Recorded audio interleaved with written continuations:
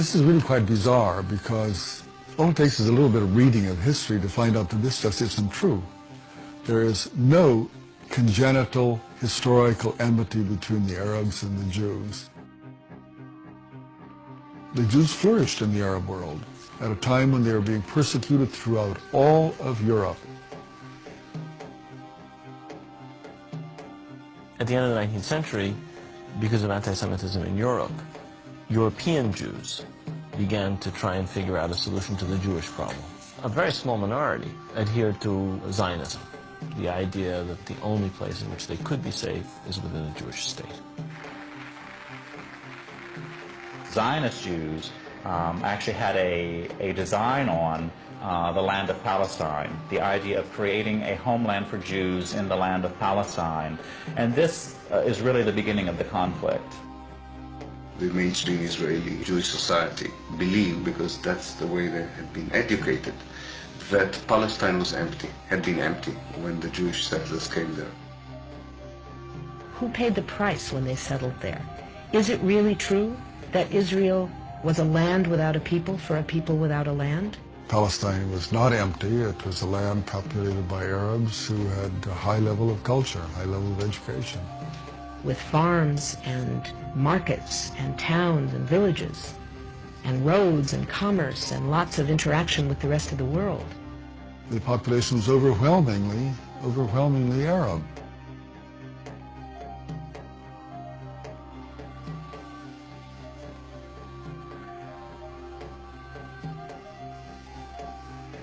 Jewish immigration increased under British rule following World War I, when Britain implemented the Balfour Declaration, promising a Jewish homeland in Palestine.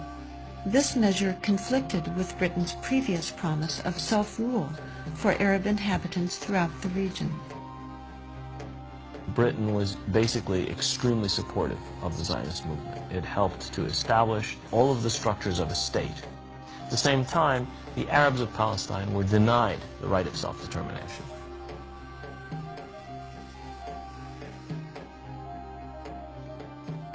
The Palestinians saw a European power decide the future of a non-European territory, in flat disregard of both their presence and wishes. In the 1920s, as land was being stripped away from local residents, the first clashes between Palestinians and Jews began, and would continue on for years to come.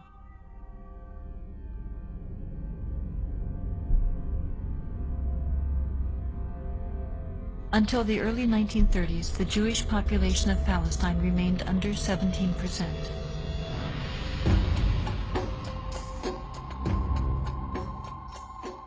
Hitler's rise to power in Germany completely changed that.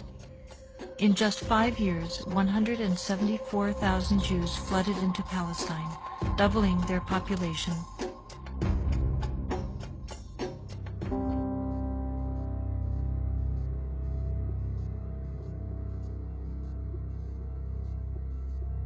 As the world attempted to make amends for the horrors of Nazi genocidal policies, efforts to make Palestine a Jewish homeland increased. The Palestinians, they were not the Nazis. They were not responsible for the Holocaust. But they were the ones who paid the price. In 1947, with the conflict spiraling out of control, Britain decided to turn the problem of Palestine over to the United Nations. The UN, under pressure, proposed to divide the land into 2 states, an Arab state and a Jewish state. Arabs were to be given 43% of the land, despite the fact that they made up more than 2/3 of the population and owned over 92% of the land. Jews were to be given 56%, although they comprised only 1/3 of the population and owned less than 8% of the total area. Nevertheless, they were given not only most of the land, they were given the most fertile land. Zionist leaders took advantage of their superior military preparation and immediately began occupying major Arab cities in Palestine.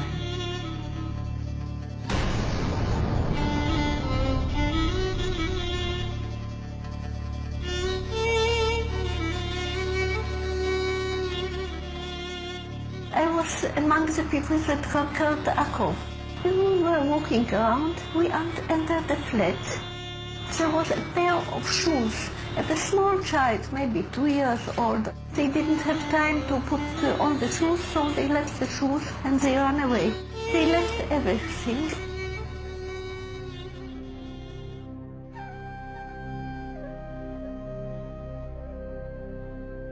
We found out that there was a systematic expulsion of Palestinians, and there was, as I said, there was an ethnic cleansing operation taking place.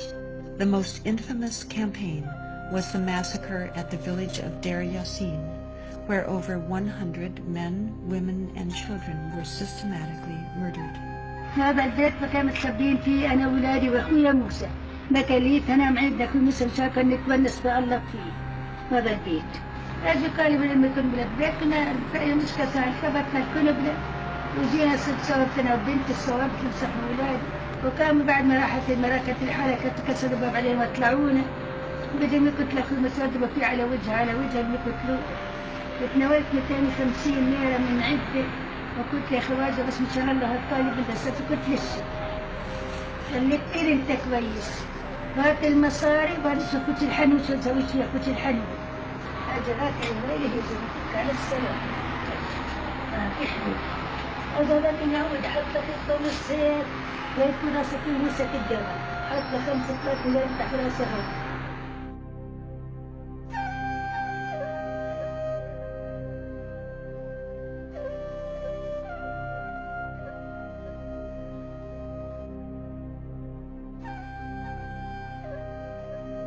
The ruthlessness of the attack on Deir Yassin drove fear and panic into the Palestinian population and led to the flight of unarmed civilians from their homes all over the country.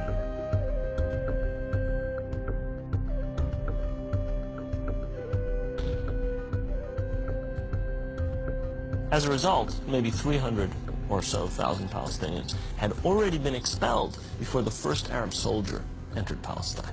Some of the neighboring Arab armies finally intervened after May 15, 1948, when Israel officially announced its statehood. Although there was a lot of war rhetoric on the Arab side, very few soldiers, Arab soldiers, were sent into the battlefield. And actually, for most parts of the war, there was superiority on the side of the Israeli army.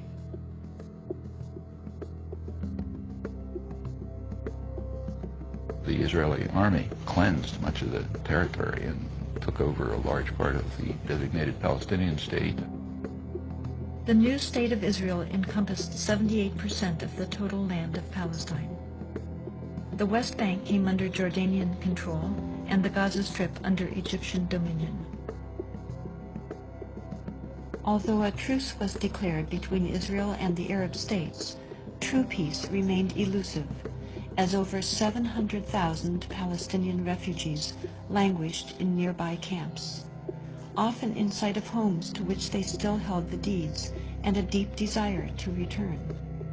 Most of the deserted and evicted Palestinian villages were erased from upon the earth and were either turned into Jewish settlements or into fertile land.